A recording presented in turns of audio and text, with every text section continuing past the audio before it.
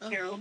oh my! It's lucky no one fell in the water because it's really cold in New York City right now. We see that some of the injured were being treated on the scene on stretchers, and firefighters were putting blankets over them to keep them warm. Other passengers, Allison, were taken to the hospital. At least 50 people injured in all, one of them critically. Earlier, I too spoke to a woman who was on board that boat. She was sitting in the back, a young woman named Elizabeth Beth. I'm sorry.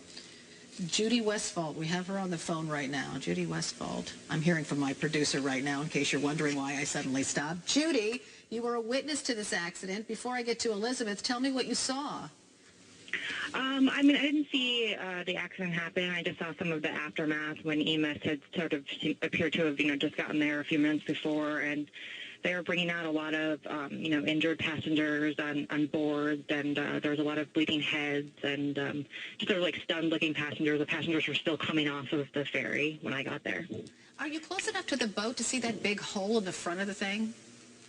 Yeah, one of the passengers that I talked to showed me a picture that he had taken of the front of the boat. I couldn't tell if there was a hole. There was definitely a lot of damage on the front, sort of bottom of the boat.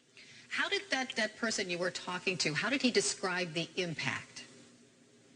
He just said, it was a huge jolt, a big, huge impact, and that's pretty much how everyone described it. Luckily, the passenger that I talked to, he was still seated. And he was, I guess, in the process of getting up, and so he did hit his knee, but he wasn't as bad off as, there were lots and lots of passengers who were standing because the boat was coming in, so they were sort of getting ready to get off the boat. Well, we're looking at some of the pictures you took at the scene from your Facebook page, I think. I think that's it. So this is from Twitter. I apologize, from Twitter.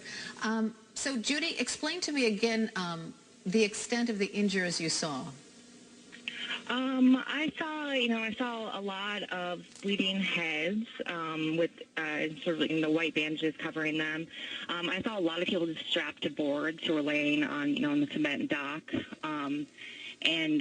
I couldn't see. Some of them didn't appear to be injured, but obviously there was enough concern about their health, to keep them strapped to their board.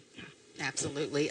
Judy, we appreciate you sharing your story with us this morning. And, just to wrap up again, 50 people injured in this ferry accident, one of them critically. Don't know why that ferry ran into the dock right now, but as you might expect, an investigation is now underway.